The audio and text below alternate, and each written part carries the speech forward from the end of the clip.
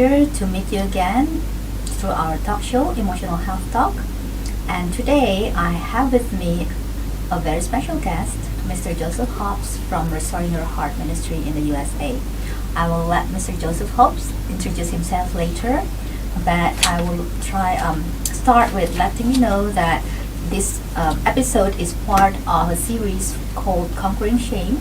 We are now in the third episode, which is called, and we will discuss about releasing toxic shame as a continuation of the past two episodes.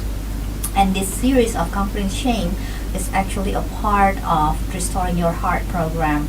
That is where the Restoring Your Heart ministry is where Mr. Joseph Hobbs has been working for the past 20 years. And I myself is from Busur Emas Foundation, and we are collaborating with the Restoring Your Heart ministry to bring the Restoring Your Heart program into Indonesia. And Indonesia Restoring Your Heart has been going strong for the past 3 years, and we really would like to extend our warm welcome to any one of you who would like to explore more about the program. Even you are not situated in Indonesia, we can connect online. It's very possible through technology. And really, we just would like to support you in your restoration of heart journey. So, without further ado, I would let Mr. Joseph Hobbs to introduce himself. I am Joseph Hobbs. I am a staff member of WDA, Worldwide Discipleship Association in Atlanta, Georgia. I am a staff member. I am a facilitator, a trainer, and consultant. Restoring Your Heart is a program that is used to help everyone who carry pain around in their system from childhood to adulthood and not really knowing how to deal with the pain that we carry. And one of the things that we'll be talking to you about today is, as a result of that, it will become a part of your shame-based identity. And I myself, Patricia, I am the head of Busur Emas Foundation, which is the official partner of Restoring Your Heart in Indonesia. And I am also working as a professional coach and counselor. So let's dive into our topic, releasing toxic shame. So Joseph, we have been talking about shame for the past two episodes. Now we talk about how to release that toxic shame. And here in my notes you said that one of the main point of releasing that shame is to share it with others who are safe. One of the biggest ways of overcoming shame is that you need to have someone that you can communicate with and to talk about the things that is going on in your life. Because talking is one way of releasing the shame, one way of dealing with the shame, and to have someone who can listen and be safe, someone that is not there to judge or take advantage of you, or someone who is not going to take what you say and use it against you. But I guess a lot of the audience here that listen to you would immediately say, but I have no safe people around me. Well, to be safe is an art that you have to learn. Many people are not safe. And so one of the tests that we use to see if an individual is safe is to share a little with the individual. Like I would say, Ellen, I have this situation I would like to share with you, and it's between you and I. And then I will share it, and then hopefully you will not repeat it beyond the room where I shared it. But if in a month I have somebody come up to me and say, "Oh, I heard that you was involved, or you had a situation, and I know that I only shared it with you," then I know that you are not a safe person. Okay. One of the other ways that we have learned how to help people to become safe is in a group situation called Restoring Your Heart, where people are committed to coming together.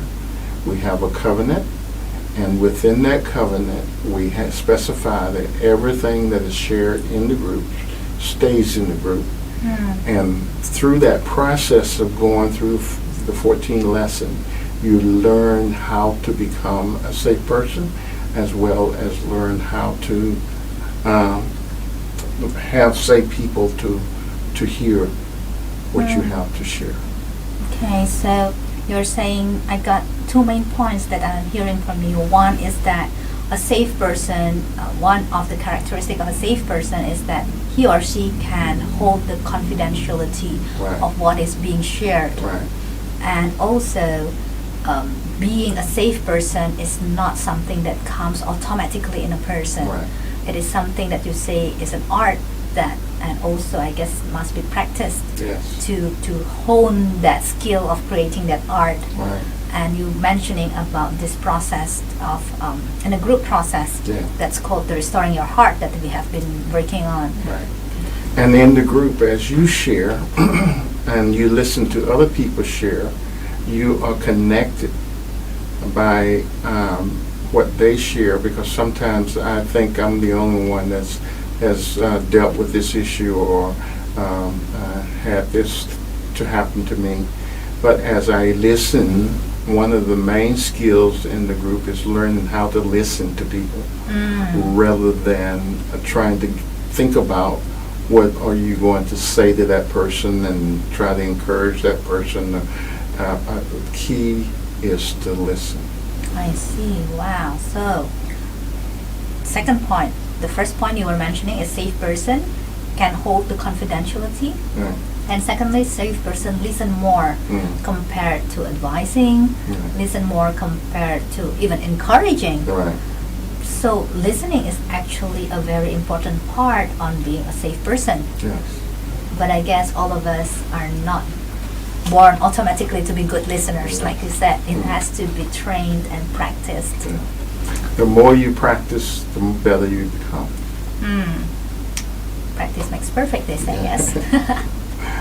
Okay, so you were mentioning about, okay, there's 2 points. One is holding confidentiality. Right. Second is listen more compared to advising, compared to even encouraging. And it's not keeping secrets when we say confidentiality. It's a place where someone can openly talk about things that they cannot talk about outside of that group, and share their emotions, share their thoughts, share what is really going on with them as a person.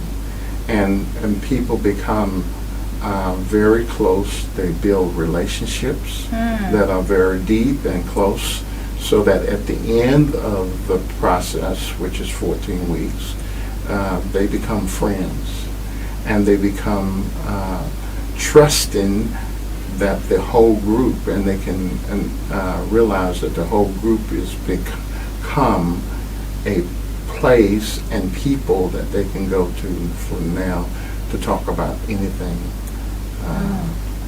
that they need to express. And expressing it is another way of getting out of this. So what happens if, because you were saying that being a safe person is something that takes practice. Yes. So what happens if a person in a group situation, and you were saying that confidentiality also not about keeping secrets, but share it within that context only, whereby confidentiality is being held highly. What happens if a person shared in such group, but then the response that he or she received is making her or him feels, I'm not accepted for what I have just shared. I'm being judged by what I've just shared. So what should a person do?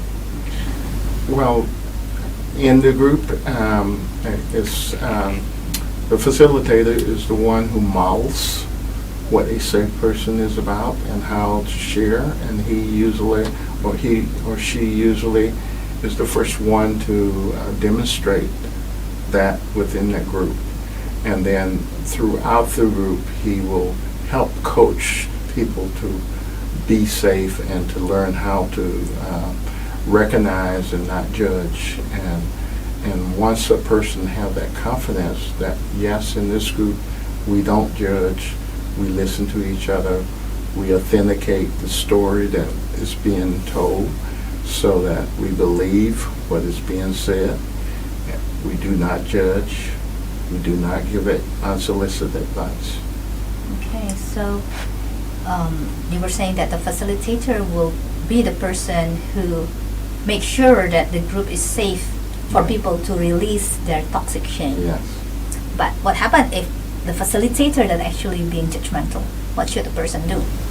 If the if the person feel that they are not safe, they will not stay in the group. They will leave the group. So it's really the facilitator who really should be aware of what the group is about and how to make sure to make it safe. We also have material that teach you how to become a safe person, how to become a safe community. And once you read that material, it will help you to formulate a safe group or a safe person. Okay, so from here we know that to release toxic shame, you need to share it with safe people. And Joseph has shared about a few characteristics of safe people, which is able to hold the confidentiality, and then not judgmental, accepting, and listening more rather than advising, rather than encouraging, but be still being able to share within that close group context. But if for one reason or another a person finds the group is not safe despite the covenant, despite the ethic that has been Right. laid out, the Right. person is free to leave the group, because we need to maintain our own health of mental health. Yes, and the point that you just made about the covenant is the device which really makes the group a safe entity in which to be able to express and to share. Yes. Because if someone's breaking the rule, we always bring the covenant out and remind them of the commitment that they made at the beginning.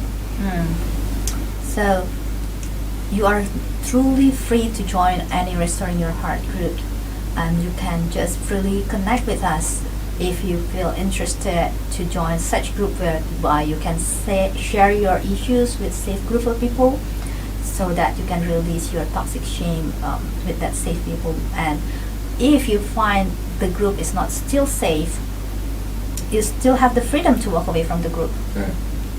And once you have gone through such process, you will be able to facilitate a group also to help people release their toxic shame.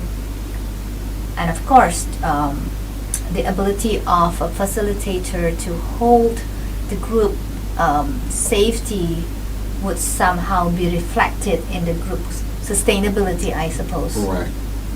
So, as we, the who oversees the program, would know that if a group continually not sustainable, by one person facilitate a group that is continually not sustainable, we would know that something is going there. It will not continue. It will dismantle. Yes. But as people begin to learn and trust each other, it builds confidence. It builds the momentum going forward, because they began to see, wow, as people began to share things from their past and things that they are dealing with, I am the more empathy toward them, and more trust and more love in what they are going through. Yes. So I guess if a person receives all this in a group, a person will certainly stay in the group. Yeah. Yes. So again, you were saying that releasing toxic shame has to be shared. It has to be shared with the group of safe people. It's one way of healing is to talk about it With the safe people. with the safe person and getting that out. That's one way of getting it out of your system. Okay. And I think one often comment that is given is that I am so busy, I don't have enough time to consistently meet with, even there is safe people. A lot of times people find excuse to not do something that they know that they want to do, but if they want to do something, they will find the time to do it. So it's really up to the individual who really want to deal with their ongoing shame issues, or they need to step out, realizing that I'm going into a group, and I'm going into a group trusting that it will produce positive result. Yes. And I guess that's the hard truth that we have to face. Yes. That when we say busy, like you say, we always make time for everything that we deem important. Right.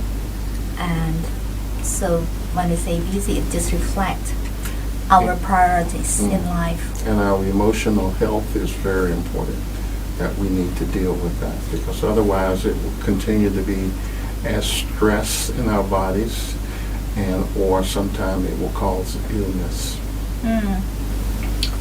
So really, we need to look into our schedules, because it is important, and we do make time for everything that is important. And releasing toxic shame is important, because like Joseph shared, it can cause internal stress that can cause us very vulnerable towards illnesses, and that makes us very unproductive in our life. So Joseph, about releasing toxic shame, you were also saying that actually this group should have the perception that all of us are in this together. Yes. And none of us is actually better than the other. No. We all have issues that we don't know how to deal with. And so some point in life you will come up against a wall and you can't figure out, why am I bouncing into this wall, or can't get past this wall or go around this wall. It's because there is something in the past that we have buried and not dealt with. And as a result of that, it will continue to eat away at us until we begin to learn how to deal with it healthily. That's interesting, because I guess subconsciously, because of our background, it is quite possible for us when we hear others share to have this perception. That is a small issue. Why is it so big for him or her? So I guess if we want to be a safe person, even though that kind of thought came up, it's better to keep our mouths shut. Yeah, because then we're not trusting each other. We're not trusting human beings, which we was designed to be in relationship with each other. And in order to build a healthy relationship, you have to communicate. You have to trust the other person. That's the same with the husband and wife relationship. We come into the relationship with what I bring, and she come into the relationship with what she brings. But we learned to accept, we learn to love, we learn to appreciate the person that is our mate, because we have committed ourselves to doing that. So, from what Joseph has shared, I guess now you have a better understanding about what is needed to release toxic shame, that it needs, one of the main ways is to talk about it, and to talk about it with safe people. And we have talked about what are the characteristics of safe people, and what can be done in certain circumstances relating to safety when you are sharing something that is very personal, and also how to respond to the so-called common excuses about the business of the modern life. So I hope this is helpful for you. And if you need further information about Restoring Your Heart program, you are very welcome to explore our website. It's www.busuremas.com. It's Busur Emas is BUSUREMAS. BUSUREMAS. So www.busuremas.com. Or you can email us. You can send your email to info@busuremas.com. You can also follow us in our social media. We have Instagram, that is very often updated. It's at Yayasan Busur Emas. And also you can find us in YouTube channel under Ellen Patricia, ELLEN PATRICIA. So these are the different channels and platforms where you can find more detailed information. Also, we now talking about conquering shame, but we also provide other programs.